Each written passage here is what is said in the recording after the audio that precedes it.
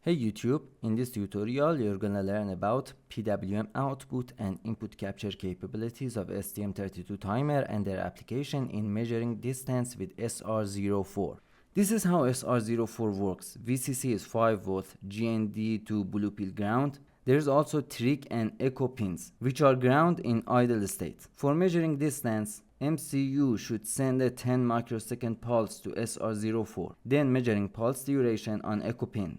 That is time taken by ultrasounds to leave sensor and come back. We should multiply the time we measure by 340 and divide it by 2. 340 is sound speed in meter per second. Another important thing is sampling period or measuring cycle. It means the time between two trig pulses that MCU is going to send. In the datasheet it says it has to be over 60 milliseconds. I do 100 to be safe. So every 100 millisecond MCU should generate a 10 microsecond pulse. This is a PWM and I'm gonna use timer 1 channel 3 to generate this pulse. So timer 1 channel 3 output is going to be connected to trig pin of SR04. To measure on time of echo pulse, I have to know the time between rising and falling edges of echo pin. So I'm gonna connect echo pin to timer 1 channel 1 input. Then in rising edge, CNT register value is saved in CCR1 and in falling edge, CNT register value is going to be saved in CCR2. So I can calculate the difference between CCR1 and CCR2 in CCR2 interrupt. And that's how distance is measured. Next step is calculating ARR and PSC registers value. You should know CNT counter increments by 1 with each rising edge of CCOS CNT and it counts from 0 to ARR. And about PSC register, it is for configuring CCOS CNT clock frequency. CCOS CNT frequency is CCOS PSC frequency divided by PSC register plus 1. In this example, CCOS PSC is internal clock with 72 MHz frequency. Now I'm gonna teach you the process in which ARR and PSC are calculated. Pay attention, this is not just about this particular project. You have to go through this process every time you're configuring an STM32 timer. There are two parameters here, counter period, which is green, and CCOS CNT clock period, which is red. You have to decide, based on your project and what you're doing, what value these two parameters should have. Second step is using these two formulas to calculate ARR and PSC registers, and keep in mind ARR and PSC are 16 bits and the max value can be 65,535. In this example, counter period should be 100 milliseconds. I talk about CCOS CNT period in the next slide. In the first formula we have counter period equals 1 plus ARR times CCOS CNT period. In the second formula, we have frequency of CCOS CNT equals frequency of CCOS PSC divided by 1 plus PSC. So 1 plus PSC equals frequency of CCOS PSC divided by frequency of CCOS CNT. And frequency of CCOS PSC is 72 MHz. And 1 divided by frequency of CCOS CNT is period of CCOS CNT. So the second formula becomes like this. 1 plus PSC equals 72 MHz times period of CCOS CNT. And the first formula is this. 100 milliseconds equals 1 plus ARR times period of CCOS CNT. Now if we decide a value for period of CCOS CNT, the red thing here, with these two formulas, we can calculate ARR and PSC registers value. For period of CCOS CNT, I choose the smallest value possible to achieve a smallest resolution for measuring time. With the first formula, calculate if period of CCOS CNT is 1 microsecond, what would be the value for ARR? If you do this calculation, you find out ARR would be greater than 65,575. So I choose the value of 2 microsecond for period of CCOS CNT. So with the first formula we have ARR equal 49,999, which is less than the max value possible. And with the second formula I calculate PSC equals 143. So in this example, CNT counts from 0 to 49,999, and with each rising edge of CCAS CNT, it increments by 1. It means there are 50,000 steps, and each step takes 2 microseconds. So this is going to be our starting point. I have a project here named SR04 with basic requirements of doing a project with STM32F103 C8. There is a function here, X clock in it is for configuring clock to 72 MHz, and then we have X system in it. This is configuring priority grouping, SysTick timer, enabling power and AFIO peripheral, and configuration of pin PA13 and PA14 for SWDIO and SWCLK. In main.c file, after main function, I write a function with the return type of void. The name is SR04 and input argument is also void. I write the declaration of this function before main. First thing is configuring GPIOs. We have PA8, which is timer 1, channel 1 input, and we have PA10, which is timer 1, channel 3 output. First, we have to enable GPIO-A clock, RCC, arrow operator, APB2ENR, bitwise or assignment, RCC, APB2ENR, IOP-AEN. By setting IOP-AEN bit in APB2ENR register, GPIO-A clock is going to be enabled, and we can use this peripheral and configure its registers. I want PA8 to be input float, so mode 8 should be 00, so we have input mode, and CNF8 should be 10, so we have floating input. Mode 8 and CNF8 are in GPIO-A CRH register. GPIO-A arrow operator CRH register, first bitwise and assignment with not of bit mask. I want to clear mode 8 and CNF8 bits. So here I write mode 8 and CNF8 bit masks, and I use bitwise assignment with not of bit mask to clearing these 4 bits. In the next line I write GPIO-A arrow operator CRH bitwise or assignment, then I write bit mask for bit 0 of CNF8. CNF8 should be 10, so I have to set bit 0 of CNF8. PA10 should be in alternate function push-pull mode. So mode 10 should be 10, so we have output mode with max speed of 2 MHz, and CNF10 should be 10, so we have alternate function output push-pull mode. Here I write GPIO-A CRH bitwise and assignment with not of bit mask, because we want to clear bits mode 10 and CNF10. Both mode 10 and CNF10 should be 10. So in the next line I use bitwise or assignment for setting bits, and I want to set bit 1 of mode 10 and bit 1 of CNF10. Our GPIO configuration is complete. Next step is configuring timer 1, and first we have to enable its clock. RCC APB2ENR, bitwise or assignment, RCC APB2ENR, timer 1, control space, timer 1 EN. By setting bit TIM1EN, timer 1 clock is going to be enabled. Because timer 1EN bit is in APB2ENR register as IOP-AEN bit, which is also in APB2ENR register, I can set bit timer 1EN in this line. I use bitwise OR here and place bit definition and add a parenthesis. Then I delete this line. So in this line, timer 1 and GPIO-A peripheral clocks are enabled. Next step is configuring counter direction in CMS and direction bits. I want an up counting counter, so CMS and direction bits should be cleared. Timer 1 arrow operator CR1 register. I use bitwise and assignment with not of bit mask, and the bits that I want to clear is timer CR1 CMS or timer CR1 direction. I cleared these 3 bits, so now we have an up counting counter. Next step is ARR and PSC, and I talked about how to calculate their number before. Timer 1 arrow operator ARR assignment operator, it's better to cast it uint 16T. The value is 49,999. Timer 1 arrow operator PSC assignment operator uint 16T, value is 143. Next step is configuring CCR1 and CCR2 for capturing rising and falling edges of echo pin. Both these channels are connected to TI1, which is channel 1 input.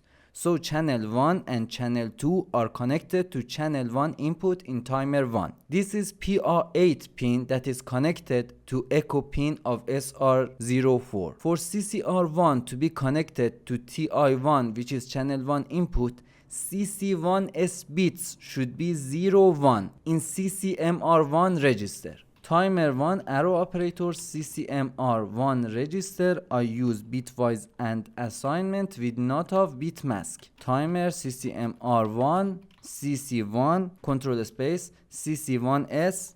With this line I cleared both CC1S bits and CC1S should be 01. So timer 1 CCMR1 bitwise or assignment for setting bit 0 of CC1S. Timer CCMR1 CC1S underline, I wanna set bit 0. For channel 2, CCR2 should be connected to TI1, which is input for channel 1.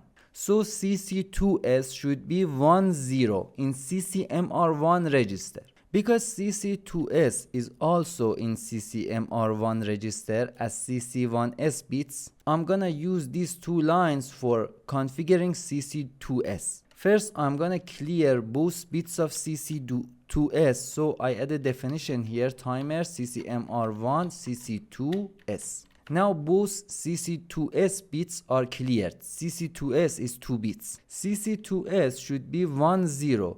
So bit 1 of CC2S should be set. Timer CCMR1 CC2S bit 1. In this line I cleared CC1S and CC2S bits, which are 4 bits, and in this line I set to 1 bit 0 of CC1S and bit 1 of CC2S. Next step is configuring we want capture to be done on rising edge or on falling edge. And we have to specify it for CCR1 and CCR2. For CCR1 we want capture to be done on rising edge. So CC1 P bit in CCER register should be 0. So we have non-inverted configuration. It means capture is done on rising edge of IC1, which is what we want for CCR1. Timer 1 arrow operator CCER bitwise and assignment for clearing timer CCER CC1P. For channel 2 we want capture to be done on falling edges. As you can see, CCR2 we want capture on falling edges. So in CCER register bit CC2P should be 1. Timer 1 arrow operator CCER register for setting bitwise or assignment with timer CCER CC2P.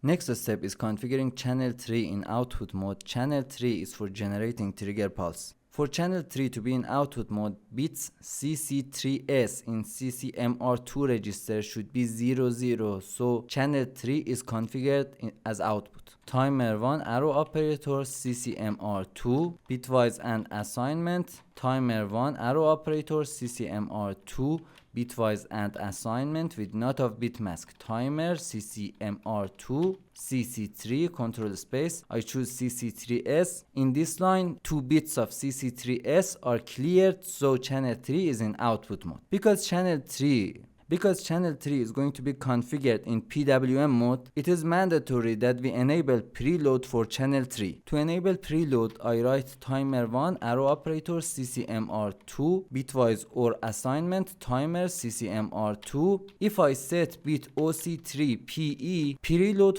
for channel 3 is enabled. Pay attention when you want to enable preload for a channel, it can't be in output mode. So before enabling preload, I want to configure channel 3 so it is not in output mode. For channel 3 to not be in output mode, I write bitwise or assignment with bit mask. So all CC3S bits are 1 and channel 3 is not in output mode. Then I enabled preload, then channel 3 is in output mode. Bit OC3PE is here in CCMR2 register. Next step is configuring channel 3 in PWM mode 1. To achieve this, bits OC3M in CCMR2 register should be 110. Timer 1 arrow operator CCMR2 bitwise and assignment with not of bit mask timer CCMR2 OC3M. In this line, all 3 bits of OC3M are clear. Timer 1 CCMR2 bitwise or assignment timer CCMR2 OC3M. I want to set bit 1 and bit 2. So here I write bit mask for bit 1 and bit 2 of OC3M and I put them in parentheses. Now OC3M is 110. So why did I choose PWM mode 1? Because I want a 10 microsecond pulse in a start of every 100 milliseconds. And this is PWM mode 1 because when counter is less than CCR, output is going to be high. As you can see here, output is high in the start of every 100 milliseconds. And when counter is greater or equal to CCR, output is low. But what should be the value for CCR3? So we have a 10 microsecond pulse. You know every step is 2 microsecond and we want at least 10 microsecond pulse. If CCR3 is 5 times 2 is 10 microsecond. But to be safe, I choose the value of 6 for CCR3. So 6 times 2 is 12 microsecond. And we have a 12 microsecond pulse in a start of every 100 milliseconds. So CCR3 should be 6. I write it here after PSC. Timer 1 arrow operator CCR3 assignment cast it UIN16T, the value is 6. Next step is configuring polarity for channel 3 that is in output mode. I want it to be active high and I don't want to invert it. So bit CC3P should be 0 in CCER register. Here I write timer 1 CCER bitwise and assignment with not of bit mask timer CCER CC3P.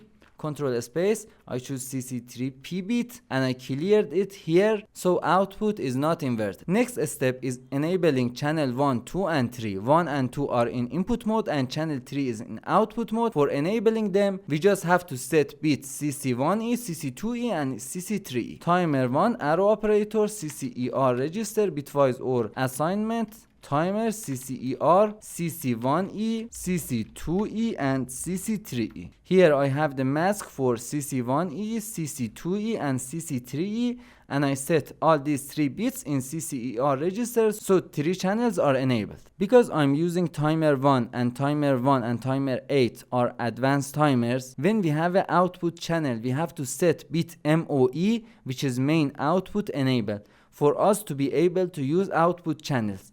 So MOE bit should be set in BDTR register. Timer 1 arrow operator BDTR register bitwise or assignment timer BDTR register MOE main output enabled. Next step is enabling capture compare to interrupt. So we do the calculation for distance measurement in CCR2 callback function. To enable CCR2 interrupt, bit CC2IE should be set in DIER register. So CC2 interrupt is enabled. Timer 1 arrow operator DIER bitwise or assignment timer DIER CC2IE.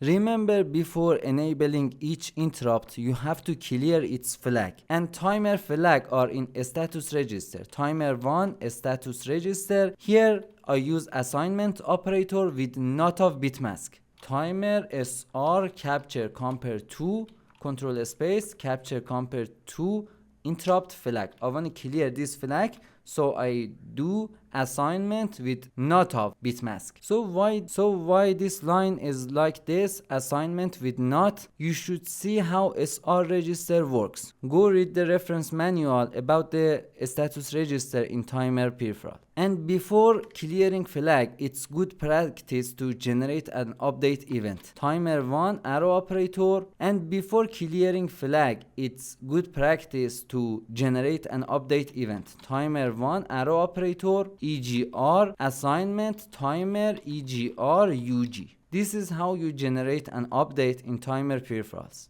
Next step is enabling capture compare to interrupt in NVIC peripheral. So I define a variable here UINT32T. I name it PG as priority grouping. assignment, and here I write this function nvic get priority grouping. I read priority grouping with this function and I write it to pg variable. Then I use nvic set priority for specifying priority for capture compare interrupt of timer 1. First input of this function is interrupt number. All timer 1 channels have one interrupt. It's timer 1 capture compare IRQ number. The second input is the priority that we want for this interrupt, and I specify it with this function nvic encode priority. This function has three inputs. The first input is pg variable. Second input is what we want for preemption priority. I set it to 3, and the third input is sub priority. I set it to 0 because we don't have any bits for sub priorities. And last function here is nvic enable IRQ for enabling an interrupt in nvic peripheral. This function has one input and its interrupt number, timer 1 capture compare IRQ number, then semicolon. And the last thing is enabling timer 1 itself. For that I write timer 1 arrow operator CR1 register bitwise or assignment timer CR1 CEN. For enabling a timer you have to set bit CEN or counter enable in CR1 register. Next step is writing callback function. For CCR2. Before SR04 function, I write another function here with return type of void. I name it SR04 callback. Input argument is also void. Next step is defining a variable of type float. I name it this, short for distance. But this is not the right thing to do. You shouldn't have a float variable, especially in STM32F1 series. But in this video it doesn't matter. My goal was to teach you how to configure timer 1 for SR04. Then in SR04 callback, I'm gonna calculate distance and save it in this variable. So how we're going to calculate distance with unit of centimeters? If we write CCR2 minus CCR1, this is the number of steps that happened between rising and falling edges. And you know each step is 2 microseconds. So I multiply CCR2 minus CCR1 by 2 microseconds. Now this is pulse duration with unit of second. You multiply that by 340 and divide it by 2. 340 is a speed of sound and we divided by 2 because it has to go and come back. And at the end you multiply it by 100 to have distance in centimeter. At the end formula becomes this: CCR2 minus CCR1 times 34 divided by 1000. So here first I'm gonna cast it, then I write timer 1 arrow operator CCR2 minus timer 1 arrow operator CCR1. I multiply that by 0.34 and I put a F after that. It means this number is float. I wrote the callback function, but how does MCU knows this is a callback function? We have to specify that. To do that, here I write X callback timer 1. This is a structure and I want to access its members. I want to specify callback function for capture compare 2. After that you put assignment operator and write the name of this function. Name of a function is address of that function. I store address of this function in this function pointer variable, which is a member of this structure. Then you put assignment. Compile the code. In main function before while 1 call SR04 function. Compile the code, go to debug session, switch. In live expression you can see this variable, run the code. This is our project, this is SR04, you can see it here. This is blue pill with STM32F103 C8. If I put this breadboard in front of our sensor, now this is 2.6. If I move it, as you can see, this is now 3.8. If I move it further, if I move it, it's now 4.9. It's 6, 8, 11, 10. And this is SR04 with STM32 without delay.